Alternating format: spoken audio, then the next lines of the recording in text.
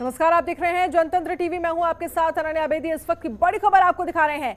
दिल्ली में लागू हुआ एनसीटी 2021 बिल। केंद्र सरकार ने जारी किया नए कानून का नोटिफिकेशन। राज्य में सरकार के ऊपर उपराज्यपाल को दी गई है प्रधानता। दिल्ली में अब बिना एलजी की मंजूरी के नहीं उठाया जा सकेगा कोई भी कदम। किसी भी कार्यकारी फैसले पर उपराज्यपाल की राय लेना जरूरी होगा। सरकार को प्रशासनिक प्रस्ताव कम से कम 7 दिन पहले भेजने होंगे। अधिनियम पर केजरीवाल सरकार को आपत्ति है। दिल्ली में राष्ट्रीय राजधानी राज्य क्षेत्र शासन अधिनियम यानी एनसीटी 2021 को लागू कर दिया गया है। इस अधिनियम में शहर की चुनी हुई सरकार के ऊपर उपराज्यपाल को प्राधान्यता दी गई है।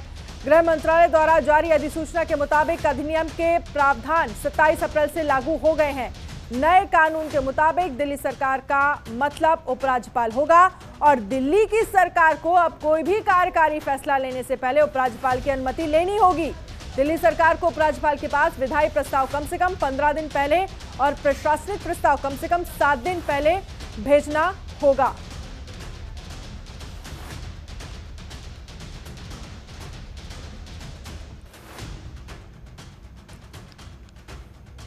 और इस खबर पर ज्यादा जानकारी के लिए हमारे साथ एसोसिएट एडिटर चिराग गोठी लाइव जुड़ गए हैं। चिराग, सबसे पहले पहला सवाल, एनसीटी 2021 फिलहाल लागू कर दिया गया है 27 अप्रैल से। अब कहीं ना कहीं यहां पर दिल्ली सरकार को, जिस तरह से अगर हम बात करें अरविंद केजरीवाल के ऊपर जो प्रधानता है वो एलजी को दी जाएगी।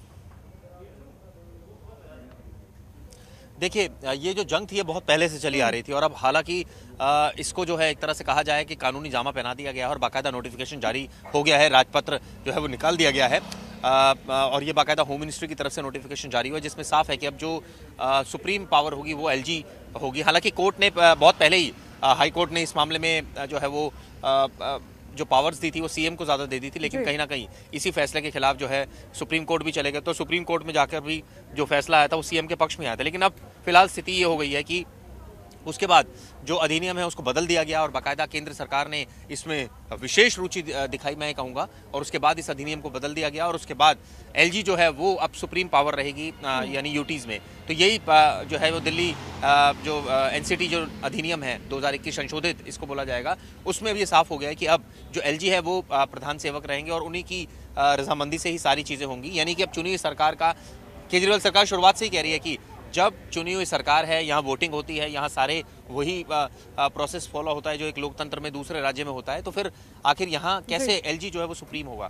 तो कहीं ना कहीं टेक्निकली जो है देखा जाए तो एलजी को पावर ज़्यादा दे दी गई है और अब जाकर ये कहा जा सकता है कि जो सीएम है वो अपनी बहुत सारे अधिकार रहेंगे सीएम के पास। जो रेवेन्यू आता है सरकार को, जो एक तरह से कहा जाए कि तमाम हेड से आता है, वो सरकार का होगा। पॉलिसी डिसीजन जो होंगे, जो ट्रांसफर पोस्टिंग्स होंगी, वो कई ऐसे अधिकारी होते हैं जो सीधा एचएम को, होम मिनिस्ट्री से जुड़े हुए हैं, कई ऐसे अधिकारी सीधा दिल्ली सरकार से जुड़े। तो उसमें जो है ये कहा जाए कि अधिनियम में ये प्रावधान किया गया है कि वो एलजी के मार्फत ही होंगे। तो ये साफ है कि कहीं ना कहीं जो टसल चल रही थी केंद्र सरकार और दिल्ली सरकार की, और वो भी इस दौर में, खैर जब कोविड इतना ज़्यादा फैला हुआ है और ऐसे समय में जब ये सिचुएशन आ गई है, तो ये साफ है कि अब केंद्र सरकार जो है उनका डायरेक्ट इंटरवेंशन रहेगा और जो मेजर डिसीजन होंगे वो केंद्र सरकार के मार्फत ही लिए जा सकेंगे।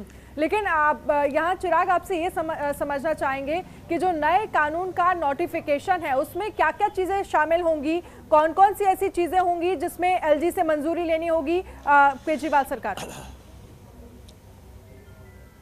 देखिए, मैं अगर आपको दिल्ली का स्ट्रक्चर समझाऊं, ये यूटी है और ऐसे में यहाँ पर जो है वो जो लैंड है, लैंड एंड बिल्डिंग, ये डीडीए के पास रहता है।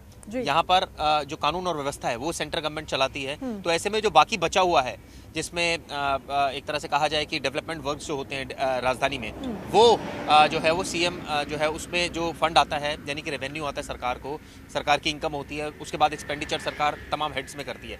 तो वो जो मनी का जो फ्लो है वो सरकार देखती ही है, लगातार देख ही रही है। कई सारे डिपार्टमेंट है जो, चाहे एक्साइज डिपार्टमेंट हो, चाहे तमाम हेल्थ डिपार्टमेंट हो, चाहे एजुकेशन डिपार्टमेंट हो, तमाम जो रेवेन्यू जनरेट होता है वहाँ से या खर्चे होते हैं वहाँ पर, तो वो सारे जो अधिकार हैं वो सरकार के अधीन रहेंगे। लेकिन जहाँ तक बात है ट्रांसफर पोस्टिंग की, कि किसी भी अधिकारी को इधर से उधर करना, वो एलजी की सहमति होगी, उसमें लेनी पड़ेगी।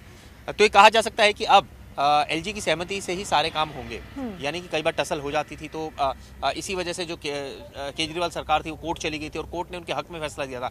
लेकिन सरकार ने, केंद्र सरकार ने अधिनियम ही बदल दिया और कहीं ना कहीं जो पावर्स दी गई ज़्यादा वो एलजी को दी गई। तो ये साफ है, अब तो बहुत क्लियर कट है इसमें कि एलजी के मार्फत ही होगी। लेकिन ऐसा नहीं है कि एलजी अपनी मनमानी करेंगे या एलजी एक तरह से कहा जाए ईगो अपनी इतनी हाई रखेंगे कि वो कोई काम नहीं होने देंगे, क्योंकि एट द एंड यहाँ लोगों का विकास होना है। एट द एंड अगर जनता पिस रही है कोरोना को लेकर तो ये सबकी चिंता है, ये सेंट्रल गवर्नमेंट की भी चिंता है, ये राज्य सरकार की भी चिंता है। तो ये जो बड़े इश्यूज रहेंगे तो मुझे लगता है कि इसमें बहुत ज्यादा दिक्कतें वाली बात नहीं है, लेकिन इन सब क्योंकि के पहले बीच भी केजरीवाल सरकार तो पहले ही बीजेपी पर आरोप लगा चुकी है कि बैकडोर से कहीं ना कहीं केंद्र सरकार दिल्ली में भी सरकार चलाना चाहती है।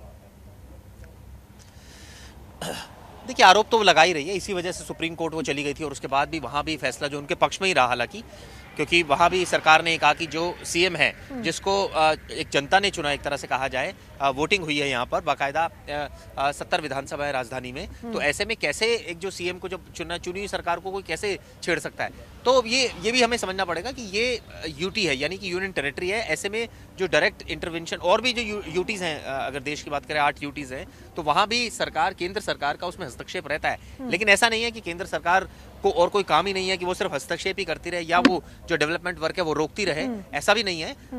रजामंदी से होते हैं और इसमें मुझे लगता है कि अगर एलजी के साथ मिल बैठ के बातचीत होगी, काम होंगे तो आसानी रहेगी। लेकिन अगर यहाँ भी ईगो टसल रही तो इससे साफ साफ जो नुकसान होगा वो आम जनता का होगा। इसमें ना केजरीवाल गवर्नमेंट का कोई नुकसान होगा, ना एलजी का होगा, आम जनता का नुकसान होगा अगर यहाँ पर दोनों की ईगो टसल रहती है। ये सोचने वाली बात है। ठीक है, चलिए चिराग, बहुत बहुत शुक्रिया तमाम जानकारी के लिए।